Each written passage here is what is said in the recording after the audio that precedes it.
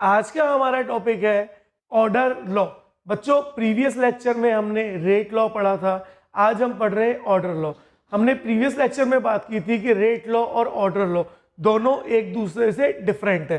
तो चलिए देखते हैं, एक हमने पढ़ा था रेट लॉ और एक हम पढ़ेंगे अब ऑर्डर लॉ। तो देखते हैं क्या क्या इन दोनों में डिफरेंस है। तो देखो, रेट लॉ मैंने आपको एक बताया था कि रेट लॉ कैसा कॉन्सेप्ट है, थ्योरेटिकल कॉन्सेप्ट है। कैसा कॉन्सेप्ट है? Theoretical concept. लेकिन ऑर्डर लॉ जो होता है बच्चों, ये हमारा होता है प्रैक्टिकल या फिर आप बोल सकते हो एक्सपेरिमेंटल कॉन्सेप्ट। तो ऑर्डर लॉ हमारा कैसा कॉन्सेप्ट है? प्रैक्टिकल या फिर एक्सपेरिमेंटल कॉन्सेप्ट, जबकि रेट लॉ कैसा कॉन्सेप्ट था? थ्योरेटिकल कॉन्सेप्ट था। सेकेंड चीज, अगर आपको एक रिएक्शन दे रखी है ए N1A plus N2B gives N3C plus N4D, और यहां पे भी अगर आपको एक रिएक्शन दी हुई है N1A plus N2B gives N3C plus N4D, इस रिएक्शन का रेट होगा, rate is directly proportional to concentration of reactants raise to the power their stoichiometric coefficient. This is the rate of reaction according to rate law.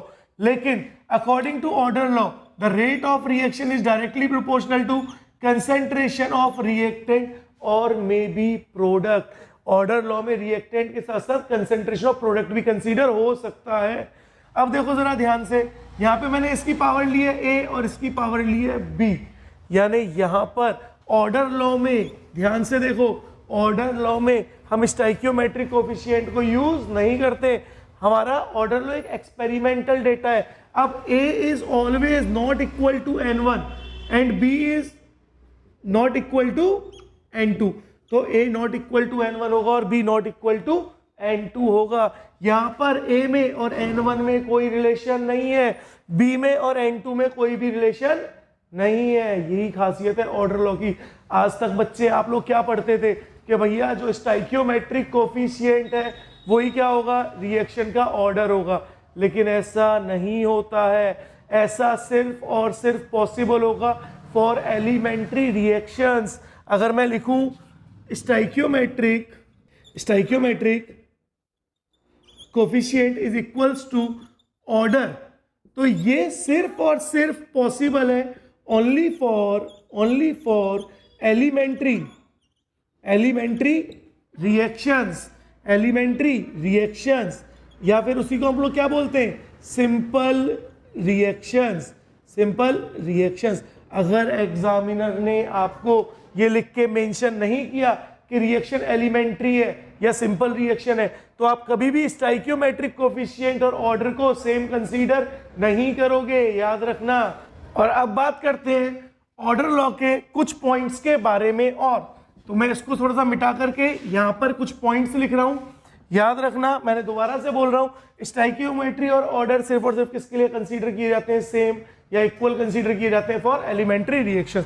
अब order law के according order जो होता है reaction का वो में B zero, reaction का order zero हो सकता है। आप बोलोगे सर हमारी तो एक रिएक्शन है Na गिव्स प्रोडक्ट, तो सर देखो खुद से रिलेट किया करो चीजों को। आपकी रिएक्शन है Na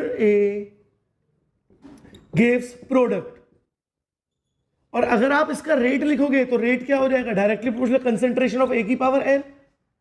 अगर रिएक्शन का ऑर्डर जीरो है तो n की वैल्यू क्या हो गई? जीरो हो गई। अगर n की वैल्यू जीरो हो गई तो इसका मतलब भाई रिएक्टेंट तो कुछ होगा ही नहीं ना। समझ पा रहे हो इस बात को? तो रेट लॉ और ऑर्डर लॉ में बहुत डिफरेंस है, याद रखना। आप स्टोइकियोमेट्रिक कोएफिशिएंट को ऑर्डर कंसीडर नहीं करते हो, नहीं तो यार जीरो ऑर्डर तो कभी पॉसिबल होता ही नहीं, लेकिन जीरो ऑर्डर होता है ना, होता है। नाउ ऑर्डर में भी जीरो, ऑर्डर जीरो भी हो सकते हैं, और क्या हो सकते हैं? ऑर्डर जीरो भी हो सकते हैं, पॉजिटिव भी हो सकते हैं, नेगेटिव भी हो सकते हैं, फ्रैक्शन में भी हो सकते हैं। ऑर्डर में भी जीरो, पॉजिटिव, नेगेटिव और में भी फ्रैक्शन। याद रखो, ऑर्डर जीरो है ठीक है, पॉजिटिव है ठीक है, नेगेटिव है इट्स ओके, और फ्रैक्शन है देन इट्स ओके, कोई प्रॉब्लम ही नहीं है। ऑर्डर ये सब कुछ चीजें हो सकते हैं। अब किसी भी ऑर्डर से, किसी भी रिएक्शन के ऑर्डर से उसके रेट के बारे में कैसे पता करें उसको देखते हैं। तो चलिए इस तरफ देखते हैं। सपोज दैट मेरे पास, मैं कुछ ऑर्डर्स के ऑफ रिएक्शंस की बात कर रहा हूं। सपोज दैट मैं सबसे पहले बात कर रहा हूं for zero order reaction. For zero order reaction एक आइडियल रिएक्शन ले लेते हैं। मैंने बोला Na gives product, Na gives product. Important ये कि चीजें हमें समझ आनी चाहिए। तो रिएक्शन का रेट क्या होगा? रिएक्शन का रेट होगा concentration of reactant raise to the power their stoichiometric coefficient. नहीं, क्या होगा? ऑर्डर होगा। ऑर्डर होगा ना भाई। ऑर्डर वाले क्या बोला है कि भाई स्टोइकियोमेट्रिक कोएफिशिएंट के इक्वल ऑर्डर नहीं होता है, सिर्फ एलिमेंट्री रिएक्शन के लिए होता है। क्या एलिमेंट्री रिएक्शन लिख के दिया गया? क्या ये बताया कि रिएक्शन एलिमेंट्री है? नहीं बताया गया ना, तो खुद से अपना दिमाग नहीं लगाना है। जब स्पेशली लिख के मेंशन हो तभी दिमाग लगाओ, अदरवाइज दिमाग मत लगाओ।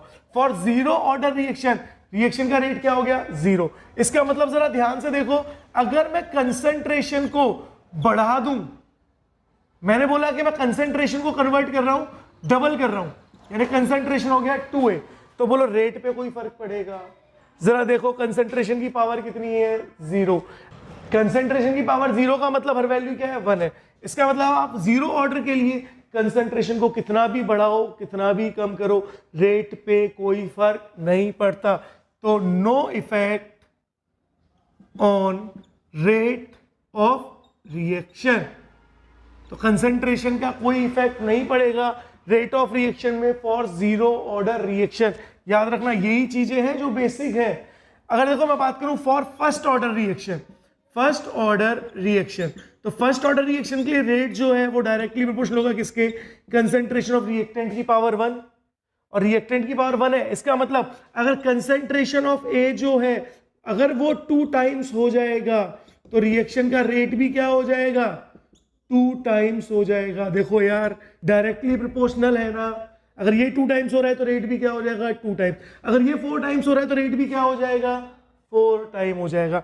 देखो अगर मैं बात करूं for second order reaction, for second order reaction, तो सेकेंड ऑर्डर रिएक्शन के लिए रेट क्या हो जाएगा?